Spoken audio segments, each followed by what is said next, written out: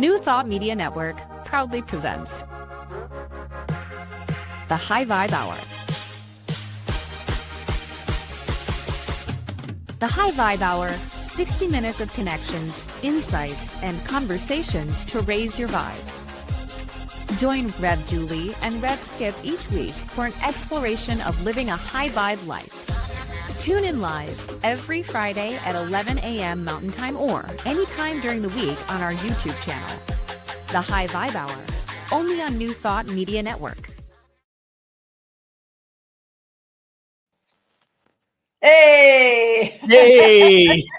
Hey! Welcome to the High Vibe Hour. I'm so grateful to have all of you jump in and join us today.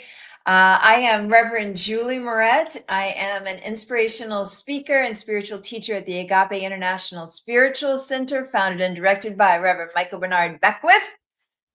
Who are you? I am Reverend Skip Jennings, and I am here in North Hollywood Center for Spiritual Living, which we're actually changing our name now, is going to be the North Hollywood Oneness Center for Spiritual Living. So we're removing that church thing. Love it. And yeah, so I am a teacher, a spiritual seeker. I feel more of a student today. So I'm going to say I'm a student of truth, because I am feeling in such a way that I need a little bit more truth. What are you drinking today? That's not tea. I got so much going on. So I just got back from a breakfast and celebration honoring the life and legacy of Reverend Dr. Martin Luther King Jr., which we'll talk about in a minute. But I'm like, so this is my protein shake with my aminos in it. This is a wellness, there's this shaman that I work with, and he blends up stuff. I have no idea what is in this. It tastes horrendous, and I love drinking it because I just know it's filled with all kinds of things. And you know, this world we're living in, it's like everything is up all at once, is what it feels like to me.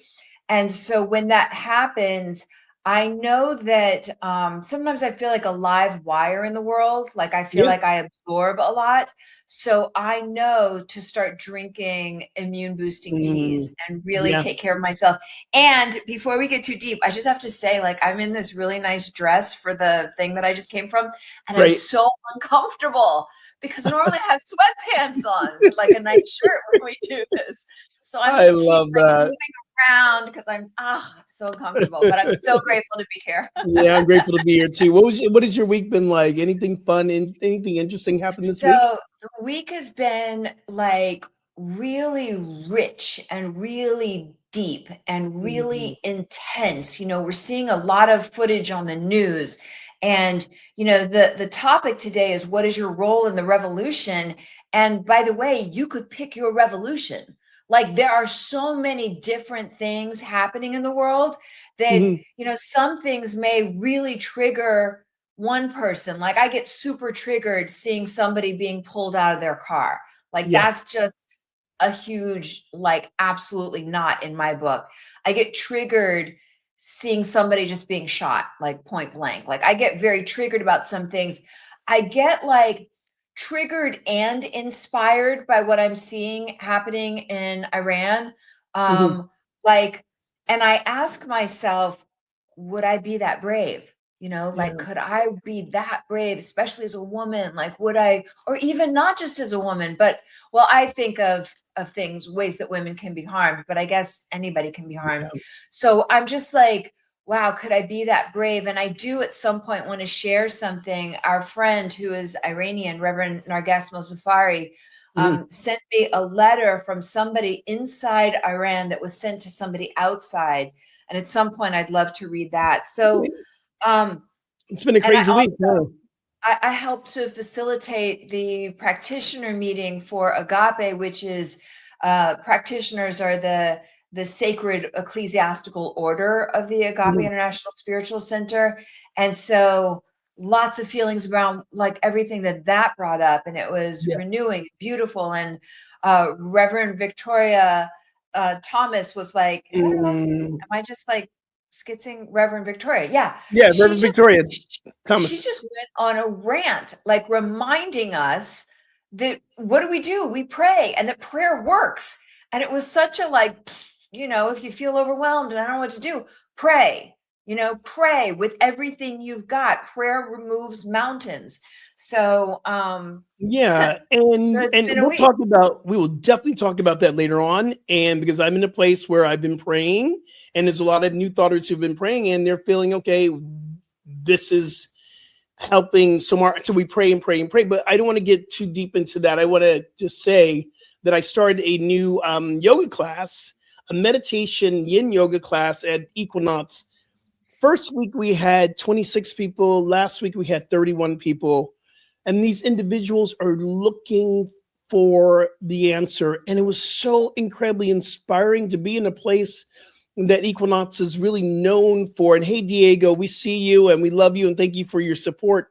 We to be in a working for a company that's really very much surface oriented, to bring into deep meditation and yin and in their studios, and people are really wanting more of that, was inspiring, especially during this time. So it's been a very interesting week here and kind of Wait, I crazy. want to say something about yin yoga.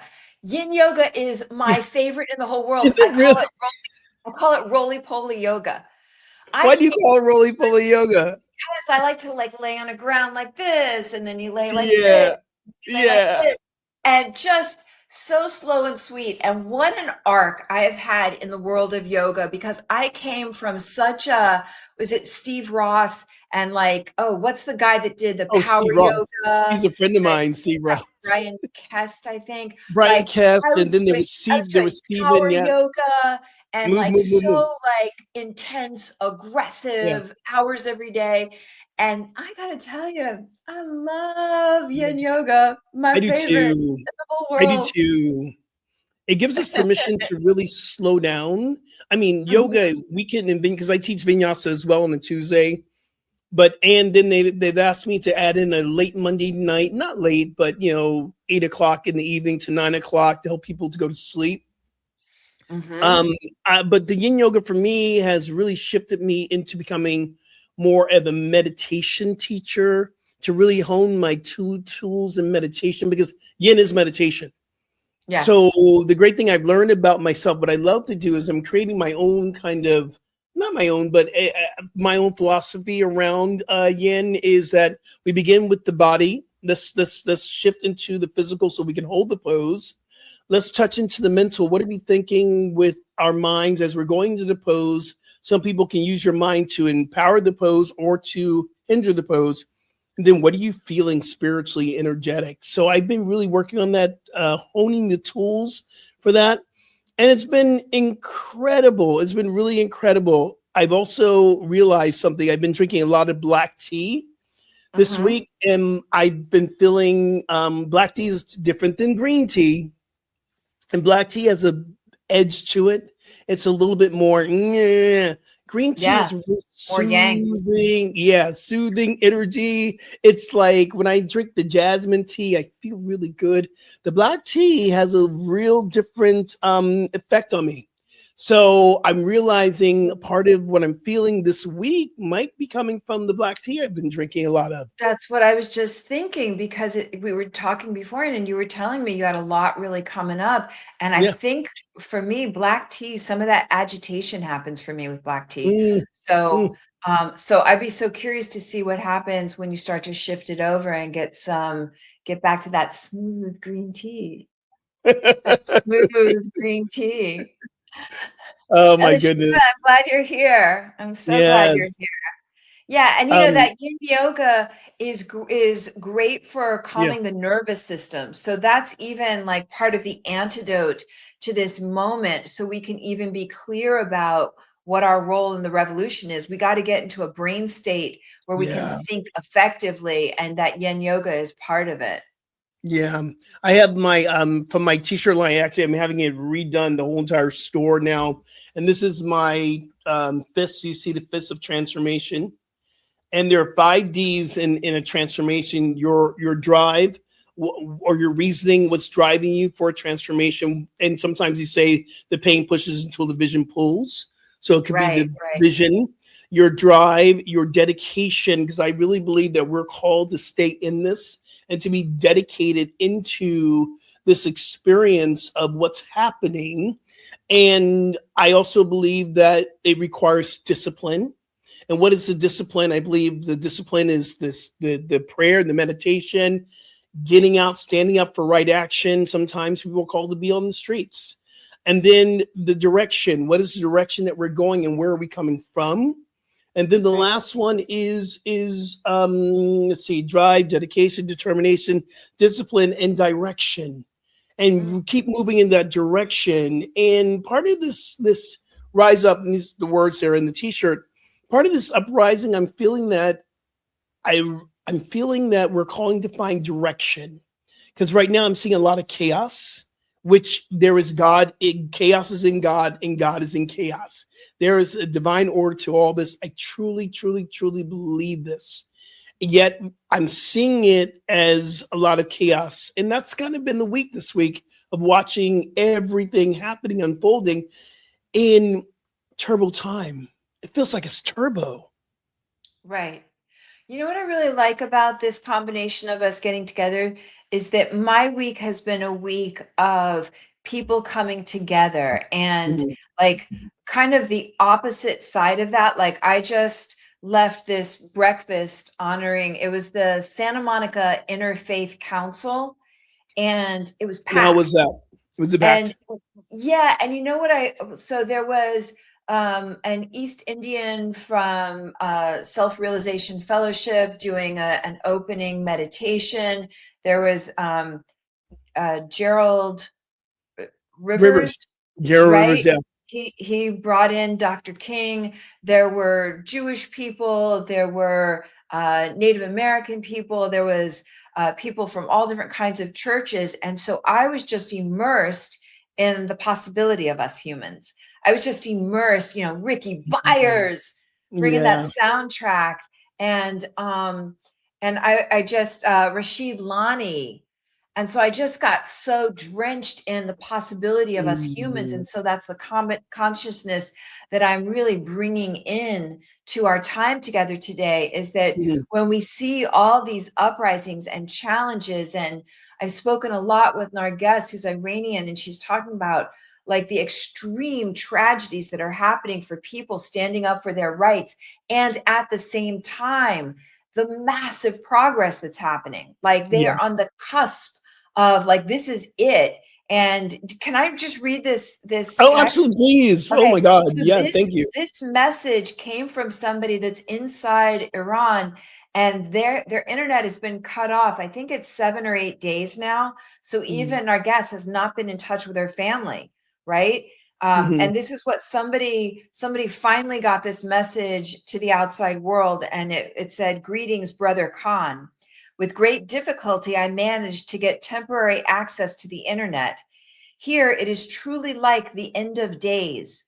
For us, it smells like victory. For them, it smells like the stench of being overthrown, and they know it themselves.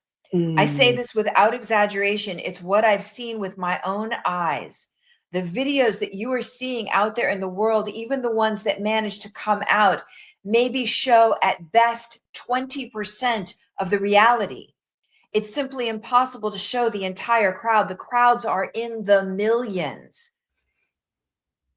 The crowds are in the millions and astonishingly coordinated. I wanted to make sure I share that. It may look like chaos to us, but he says astonishingly coordinated. This morning, I went to the grocery store to buy a couple of things, and I asked the grocer how long they would be open, and they said, "We're staying open." Like it would be disrespectful to those marching and to those, out there standing up for their rights if we closed. Here, everyone is talking about the return of the Shah. Everyone is overflowing with energy ever since it was said that he is preparing for a return to Iran. People's energy has increased 100-fold. No one says if it happens anymore. Everyone knows it's over for the regime, and the people are fighting with every single thing they've got to make it happen sooner. The people are united as if they have been practicing this, what's happened over the last several days, as if they've been practicing it for 30 years. Like everybody is ready. If it were possible to show everything in the history of the world, not just Iran, we would, by a wide margin, be witnessing the most magnificent revolution in history. I swear on this land that I am not exaggerating. Tell the people abroad, this is what I want to make sure we hear. Tell the people abroad that we have seen your gatherings and we're proud of you. Tell them we kiss your hands. Tell them we know your hearts are with us and know that our hearts are with you as well. Let everyone know that the great work you're doing is no less than the battlefield that we are on here. A revolution is a team project, and each of us must carry out our duties properly. Without you, we won't win. So hold your heads high and keep going.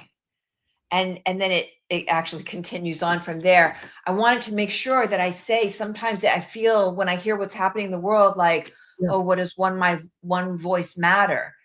They're feeling it. There are people marching in the multitudes in Iran, and they see the images of us. And even if it's, we're sharing something on social media, so your prayers matter.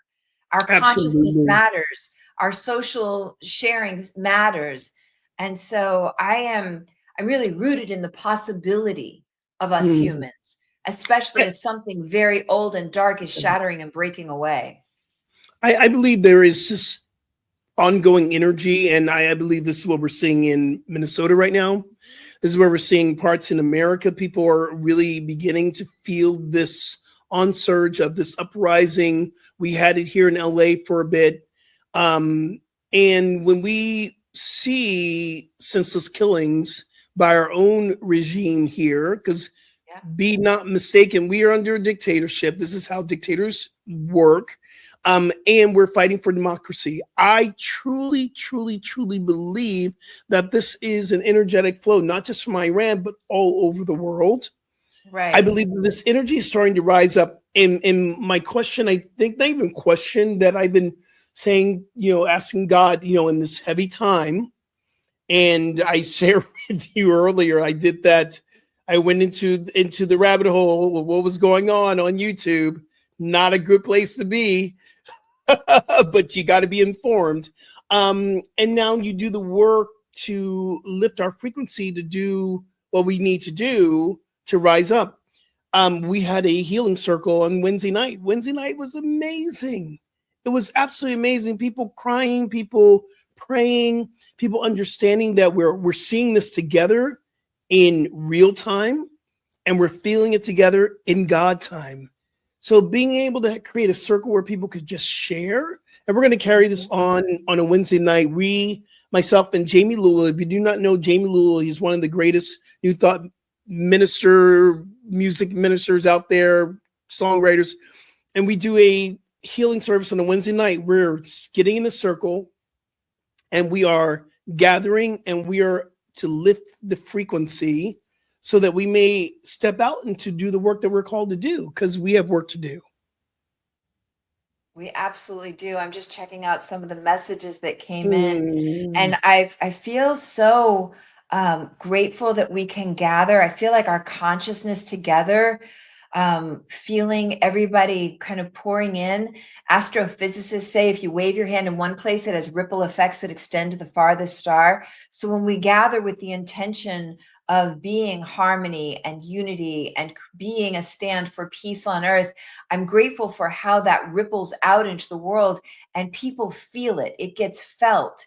And I'm so mindful of how important it is that we kind of anchor sanity. Like we really anchor sanity. It's easy to get swept up in the insanity that's happening. And I shared this, I think I shared this here last week, that one of the congregants at Agape, who I love dearly, rolled up on an ICE facility.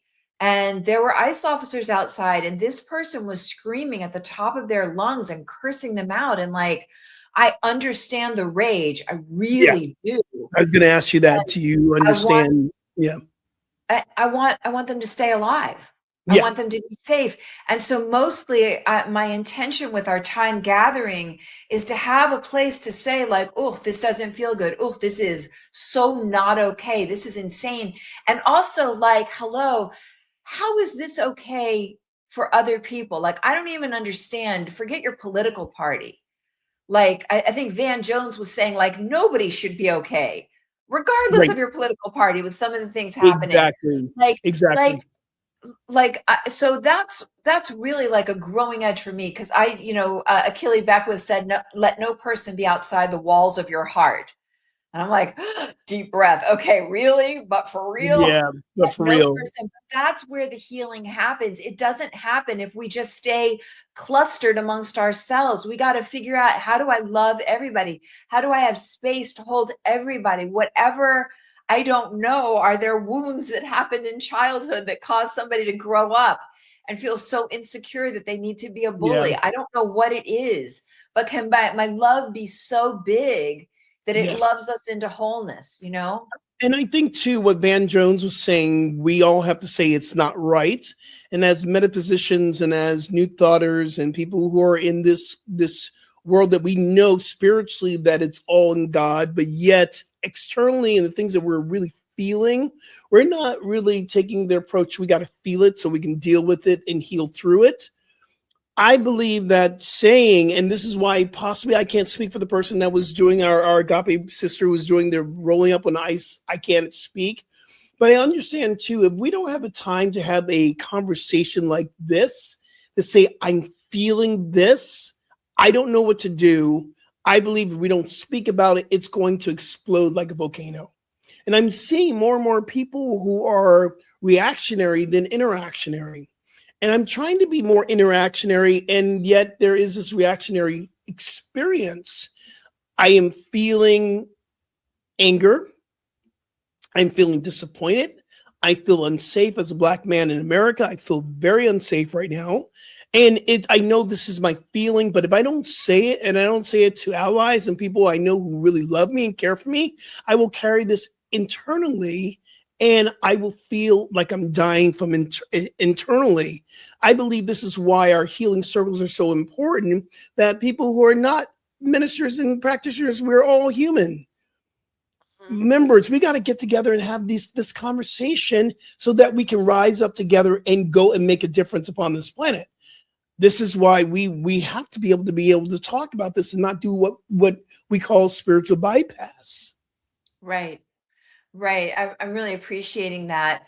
And so, yeah, to have a safe outlet, it's like a good therapy session where you say Safe, all the yeah, things, but then we yes, can't leave it there. We have no, to turn it into something that lets us remember truth, stand in truth in such an unwavering way. Like you were sharing with me right before this, Michael Bernard Beckwith says you can't shift with force, you shift with frequency. right. And what I wanted to say about that is sometimes it seems like there are shiftings happening in the world by force. You know, even in my own upbringing, there were things I was forced. There were ways that I didn't have, like, I didn't feel like I was powerful growing up in a lot of ways. Mm, But it never, you people, whoever is in authority, whoever the bigger dog is, can force an outcome, but it's temporary, it's never lasting, and it never gets the respect.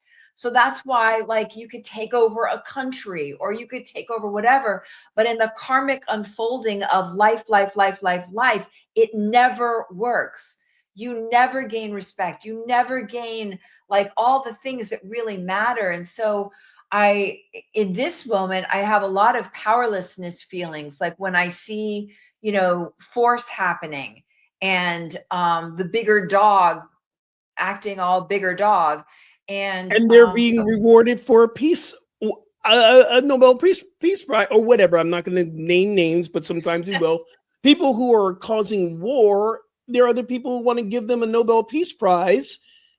This does not make sense to me on the human level.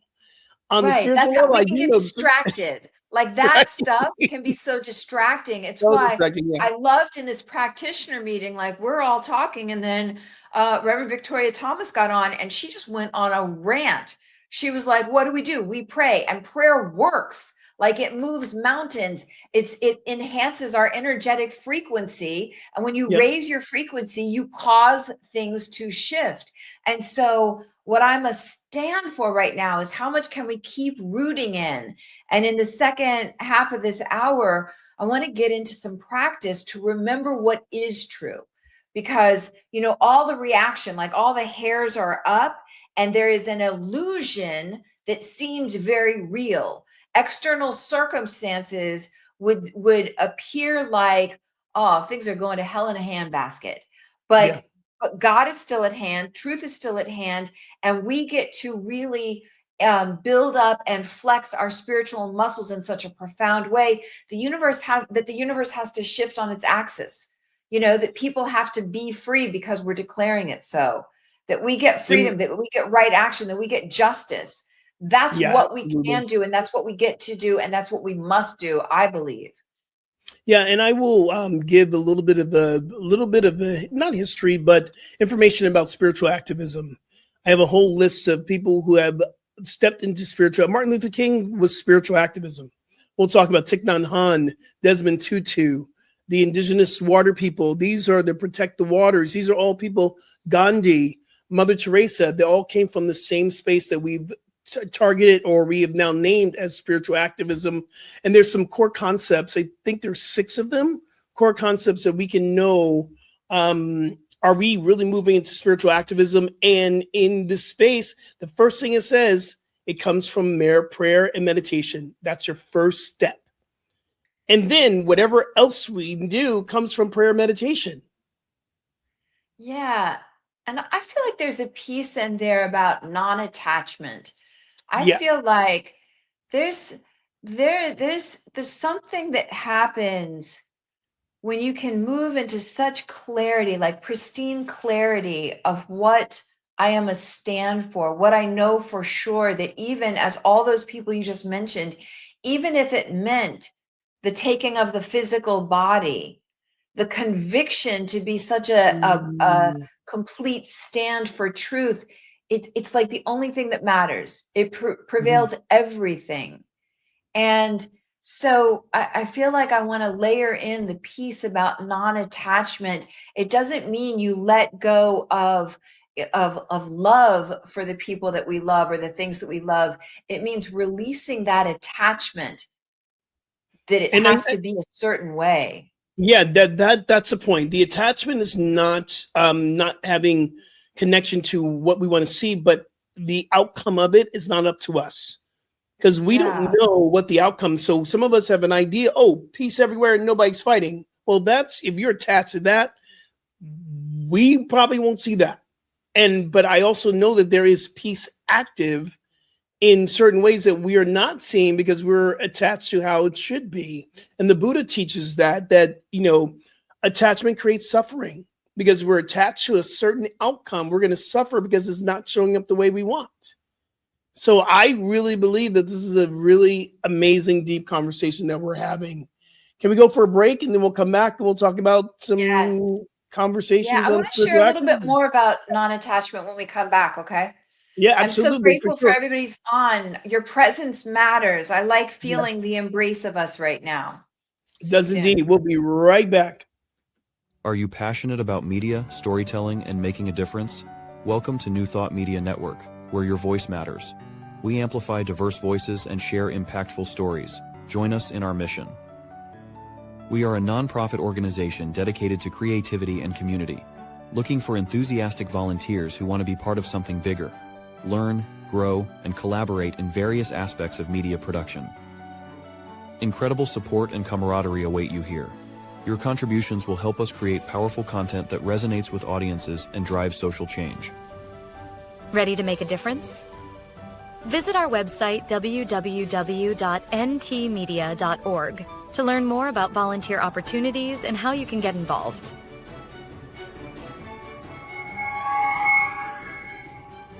Find our volunteer inquiry under the Engage tab on our website, or visit www.ntmedia.org/volunteer.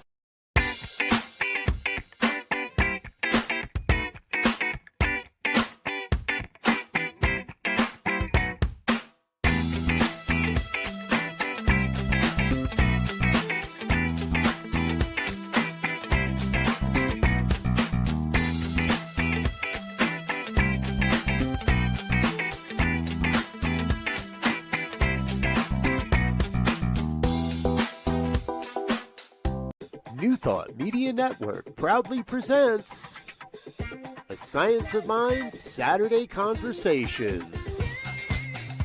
Learn more about the Science of Mind philosophy, faith, and way of life.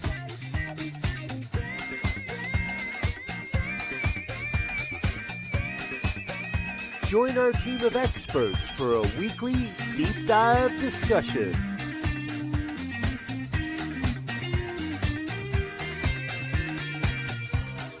Come study the science of mind, chapter by chapter, and resources from the Science of Mind archives. Plan to join us every Saturday, 9 a.m. Mountain Time. New Thought Media Network proudly presents the High Vibe Hour. The High Vibe Hour, 60 minutes of connections, insights, and conversations to raise your vibe. Join Rev Julie and Rev Skip each week for an exploration of living a high vibe life. Tune in live every Friday at 11 a.m. Mountain Time or anytime during the week on our YouTube channel. The High Vibe Hour, only on New Thought Media Network. Hey, everybody. Welcome back. Welcome back. This is the New Thought Media Network, and we are the High Vibe Hour. We're having a great conversation on this uprising, this revolution that we are all a part of, even if we want to be or not. It's global experience. We're all feeling this as a collective. And I know I was laughing on the commercial going, I am feeling better just by talking about it. So this is our practitioner sessions on steroids here at the High Vibe Hour. We love it. So yeah. And then the question is what's your role in the revolution? And as we've said earlier, you could pick your revolution.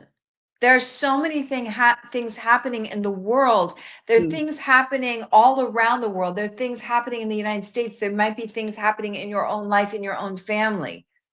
What is your role in the revolution? And we're going to get to that in a minute. I wanted to share a bit more about the idea of non-attachment, because sometimes I think I know what the outcome of something should be.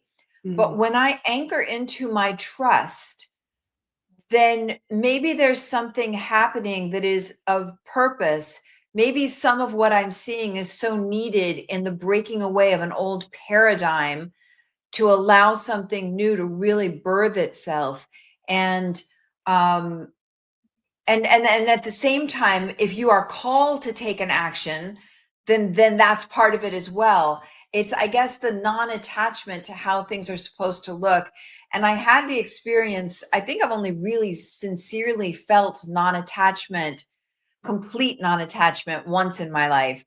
My son was 6 years old. I went to the doctor for a checkup, and the doctor saw something that he was concerned about. So I took some tests, and it was going to be 5 days before I got the test results. And during that time, man, I was so attached. I was like walking through my neighborhood, I was just ugly cry, just out loud. I didn't care who saw me, just begging God, beseeching, I have to be okay. You can't take me out. I have a young child to raise, right? And test results came in, they were inconclusive. So I had another 5 days walking around, begging, beseeching. And on the 9th day, so I was going to get the test results the next day. On the 9th day, something lifted out of me. And I felt this pristine peace. And in that moment, I knew that all is well. And I knew that all would continue to be well, even if my body was not. Can you imagine? Even as a parent, if I weren't going to be around to raise my child, I felt that river of consciousness. I felt the ongoingness of humanity. I felt the perfection of all that we are. And so I wanted to layer in a little bit of grace here, a little bit of really building up that muscle of trusting life and trusting God and still doing what you are called to do and be. Does that make sense? Yeah, absolutely. You're giving the definition of faith. Faith is, we can hope for something to happen, but what is our confidence? Our confidence and trust is into the divine that is co-creating with us. That is the law of working everything out, but it is the definition of faith. And, I love the idea. It says faith is the confidence in something, unseen, which is meaning, there's always this idea in this conversation I've been hearing. Can we really see God? Can we really see God, or can we really experience God? And the truth is, for me, I see God in action all the time. I see qualities of God showing up, but God itself is incorporeal. It's invisible, but I trust it. I trust it. And sometimes I'm feeling more trusting than others. Sometimes I'm feeling like, okay, God, Yeah. I know you Step it got up. this, but like Ernest Holmes says, I'm demanding a demonstration here. Come on now. Right. You know what this reminds me of? A lot of Yeah. times when we take the offering at Agape, Yeah. Reverend Michael Beckwith will say, like Agape has all the money it needs and it's right there in your wallet. I feel like life, our humanity has all the solutions. It Mm, has all the skills. It has all the resources. It has everything we need, and it's in our pockets. It's us. right. It's us doing what we're called to do. But the key piece there is we can only be who we're truly meant to be when we are in, I do it in psychology terms, when our Mm, survival reactivity is soothed out, when our emotions mhm. are well regulated, because that allows us to pop into a clear thinking, executive, solution oriented brain state. Yeah. That's what happens when people are in your yin yoga class. It allows us. And I was even thinking during the break, because there's a lot of music going on, and I was thinking about how, the music that I just heard with Rashid Lani and Ricky Byers Mhm. at the Dr. King breakfast, like my question is, what works for you? As you're listening in, Yeah. it's now more important than ever. Like I told you, I'm drinking my immune tea. Tastes Mhm. yicky, but that's what I'm drinking today, because we got to take really good care of ourselves so we can be in an effective brain state. So I just like to take a moment Yeah. and have everybody like go through your inventory. What works for you? Yeah. Feet on the earth, getting into nature, taking time to breathe, being around friends, Mhm. talking to somebody. Like, Rev Skip just said, he was laughing on the break, just thinking that even talking about this stuff, even having Yeah. a place to A place to pray, a helps place to, get yeah. some of it out, right? So Yeah. that's the invitation right now, is like, what works for you? And Mhm. man, work it. Like, get it scheduled into your daily day practice schedule. Yeah. So we're going to shift a little bit into what is ours to do. And Mhm. before, I know you're going to take us to a process. Before we jump in, I just want to I want to talk about a book that's very important. One of my go-to books about spiritual activism is by Andrew Harvey. Have you heard of it? It's called The Hope, A Guide to Sacred Activism. And part of this is where he outlines, and I'm always on target about this. Okay, I know I want to do something. Am I on target with sacred activism? Some people call it spiritual activism. And he says, here's the core principles of sacred activism. Number one, it's spiritually foundation is grounded in meditation, in prayer, in mindfulness, and other spiritual principles to maintain inner peace. I mean, you don't move until you're moved. And how do you get there first? You got to drop into the meditation and the prayer time and the breathing and the yoga just to center ourselves, because chaos begets more chaos. Inner peace brings on more inner peace. I really love that. So I'm always questioning myself first. Am I from a place of interaction or reactionary? Because we can Mm. react all the time and just like boom, boom, boom, boom. But if I go from a place of interaction, am I in a place of prayer and meditation first? So important. The second concept is compassionate action. I know that there are some people that want to just take ice and do what they need to do and want to burn down houses and want to tear up stores. And is that truly a compassionate action? I Mm. believe it sometimes it is an outpicturing of what's been bottled up. We talked about this before. I see some things that are happening in Iran that is very tearing down stores and cars and all that, I believe. But, and, because I don't believe in buts except for the ones we're sitting on, and compassionate action is the outcome of what you're doing is to bring compassion for everyone. Compassion is not, compassion has a way of being. Let me just put it this way. I'm really trying to be very, very mindful of what I'm saying. If I'm in a compassionate action, it is filled with love and not destruction. Number 3 is service-oriented mindset. I'm going to put on my walking shoes to be of service to the planet, to create a world that works for everyone. Or am I going just to create chaos? Number 4 is a holistic approach to what we were talking about before. Yoga, prayer, it is meditation. It's actually sitting there and being a place in vigil and praying while other people are stepping out into the world doing their work. It is such a whole inclusive experience. And then the last 2 ones is interconnectedness, and the last one is joyful resistance. These are the 2 that really get me, because interconnectedness means that the work that I'm doing out into the world is going to affect everyone. It is for everyone, even for the people who don't like me because of skin color, because I'm queer, because of my message. I'm working even interconnectedness for all of us. It is all interconnected. So we're all going to make a world that works for all of us. And the joyful resistance. Can I find joy in this practice of standing up for sacred activism? Am I in joy? Am I in anger? And all this is stuff that I get to question within myself about what's going on with what is mine to do. I gotta say, sometimes I'm feeling like I'm getting it, and sometimes I'm feeling, I'm not in number 5. I'm not feeling interconnected. I am not in joy right now. And it doesn't mean that we stop doing what we need to do. We just become more awake and aware of where we are at any time. Right. There's something that comes to mind for me. Yeah. I know it's so easy to focus on the things that we don't like and feel very strongly that we are against what's happening. I like the idea. I find it most effective to focus on what I do desire as opposed to what I do not desire. So, and this is, I'm not talking about a spiritual bypass by any means. Like, when you see something that's not okay, it's not okay.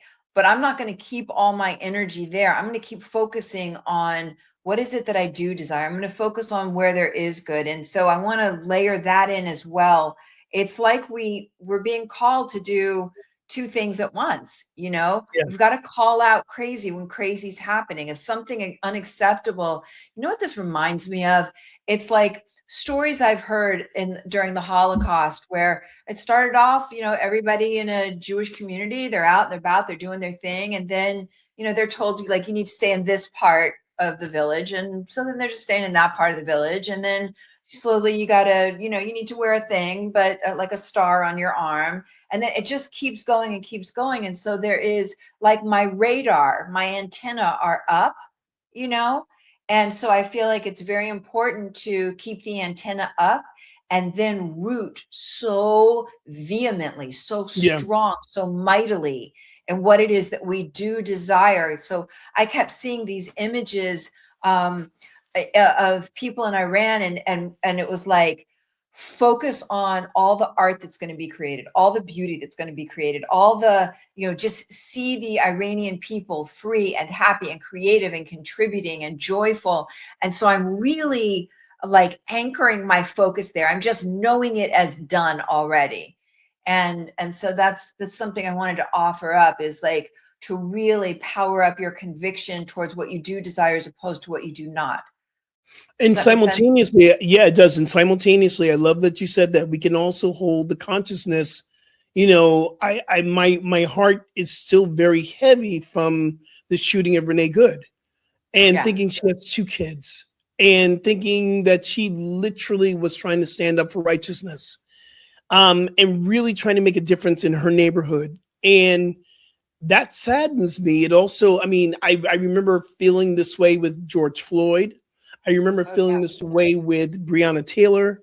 I remember feeling this way with a lot of people who've lost their lives in senseless, violence from authority, which again brings me to the feeling that I'm feeling, just being who I am and what I do and where we live, that simultaneously I can still feel that and I know what I want. I know I'm focusing on a world that works for everyone, peace. I'm focusing on art coming out of this. I'm actually starting to do more art and doing, I'm going to probably be at a show this summer.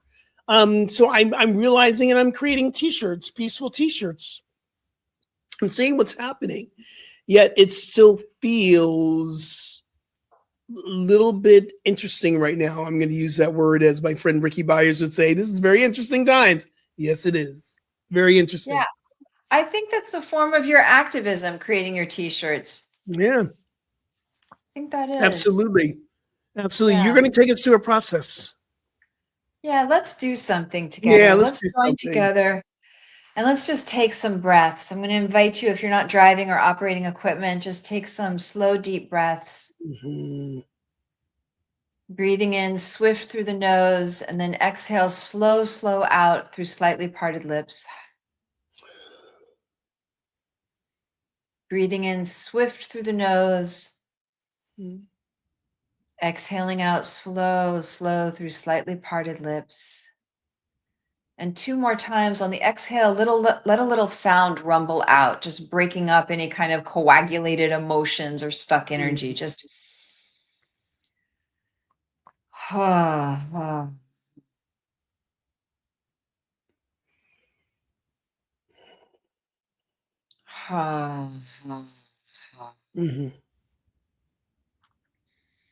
And I'd like you to imagine, to see, to sense, to visualize, as though you could float out into your life 10 years from now, 20 years from now, to a very peaceful moment.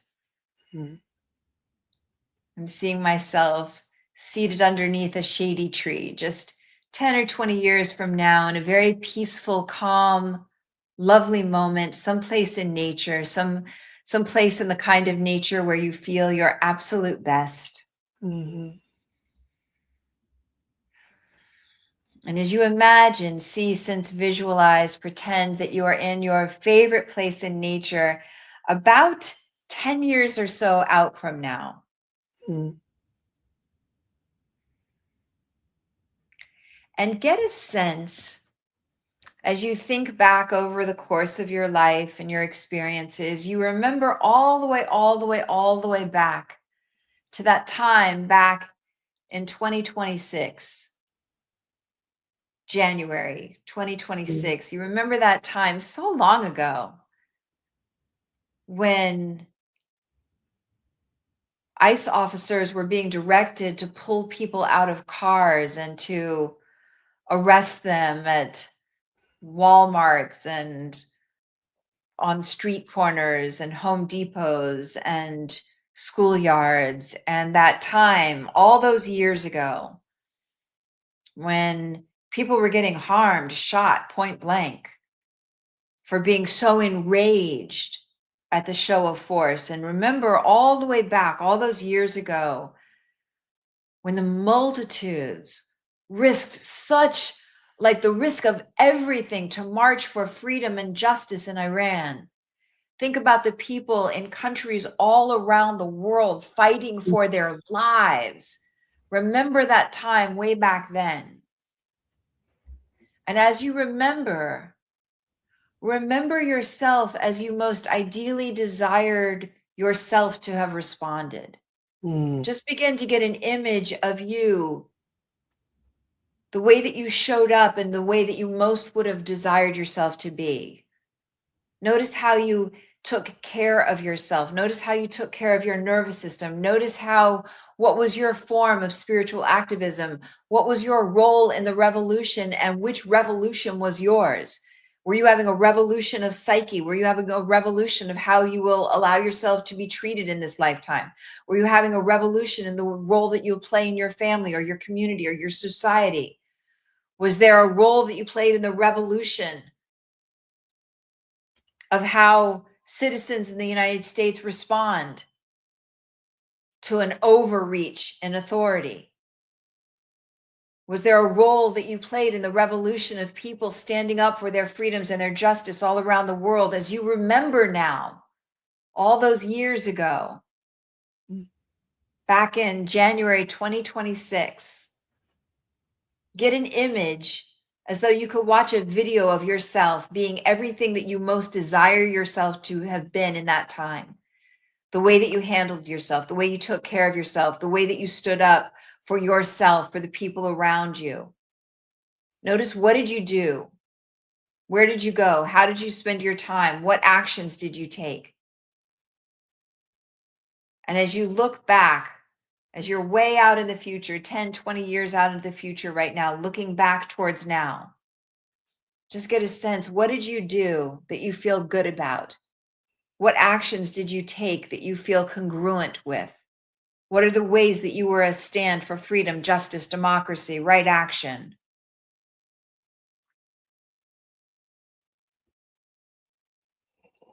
And then I'd like you to just watch like a little video of yourself all the way back from that time, and be grateful, and then bring yourself back into that present moment, 10 to 20 years out in the future, in your favorite place in nature. Be grateful that you did well. Be grateful for how you showed up. Be grateful for who you are and who you're committed to being. And we just allow the particles of everything that you've seen, so you could take a snapshot and just allow those particles to seep into every part of your cell, into your very DNA, and let them inform as you begin to move back into this now time.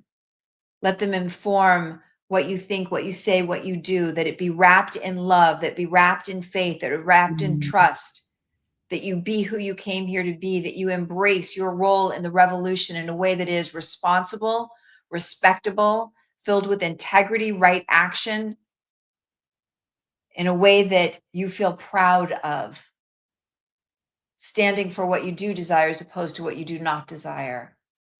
And just gently coming back in with renewal,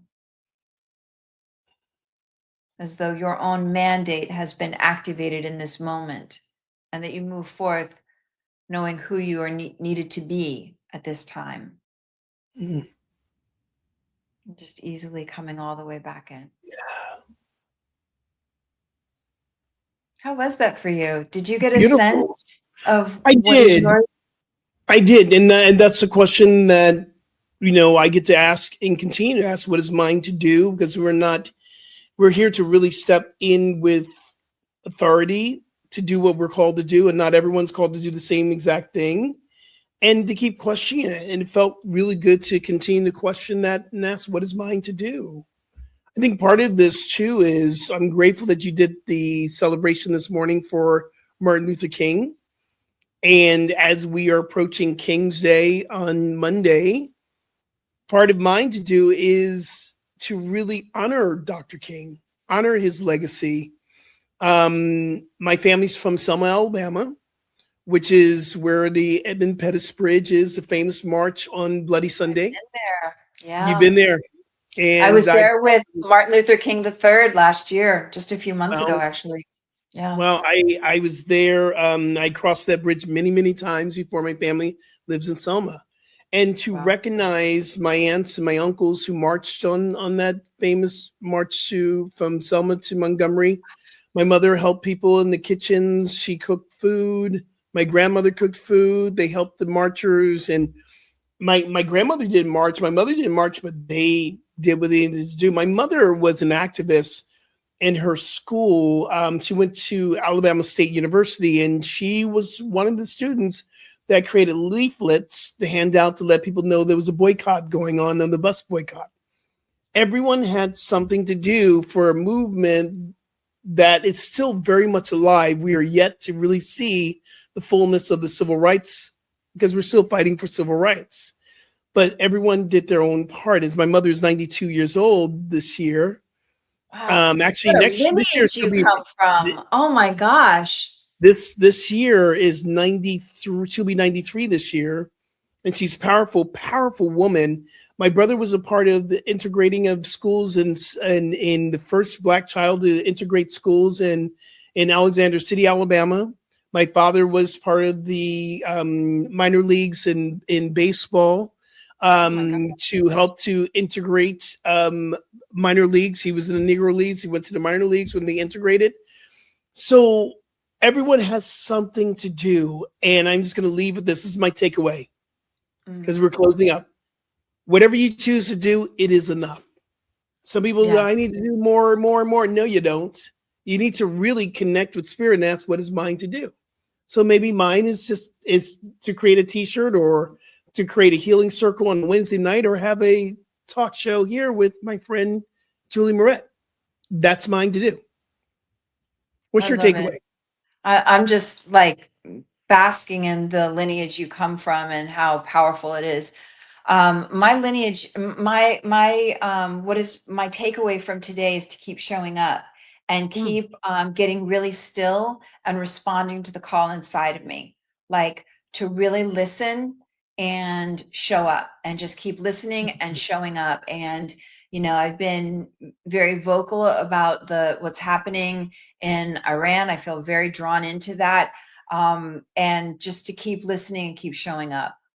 Can you send me that text, please? I would love to read it in my own personal time. Yeah. Will you be able to share that with me? Yeah, I will. I'm also going to post that on my social. So yeah, Oh, wow. for sure. Wow. Yeah. Well, Shiva, it's always great to feel your presence here. I'm so grateful for you. And thank you to everybody joining and archiving. Yeah, these conversations are what matter. You know, like that's my takeaway. These conversations matter. They matter. They matter. Rev, I know people can find you on Instagram. Yep, Rev Julie Moret on Instagram. My book, What's Your What? How to Ignite Your Unique Brand. I have it on sale, 50% off. I've never done that before, and it's selling beautifully. So if you want to get a copy for a friend or somebody else, or for yourself, this is a great time to do it, and it's on Amazon. And we also everyone knows that in the program notes and underneath this video is a link that goes directly to Amazon where you can get the book. It's in there every week in my book as well, and where you can work with me personally one-on-one. This is, you can reach me at Rev Skip Jennings on Instagram, skipjennings.com. And we still have room for 3 more people who want to go to Bali, and it's happening March 14th. Not too late, but there are no more payment plans. So just hit me up on social media or directly to me at revskipjennings@gmail.com. I love these conversations. I love it that it doesn't always have to be the high vibration, but we're learning to lift the vibration. And you're amazing. And thank you so much for having this conversation today. Very well needed. Yeah, it is. And it's to be continued for sure. Yes, it is for sure. All right. Peace and blessings, everyone. And remember, transformation is a choice. You chose today. You showed up. Peace. I get to take my dress off now. Yes. Sweatpants. There you go.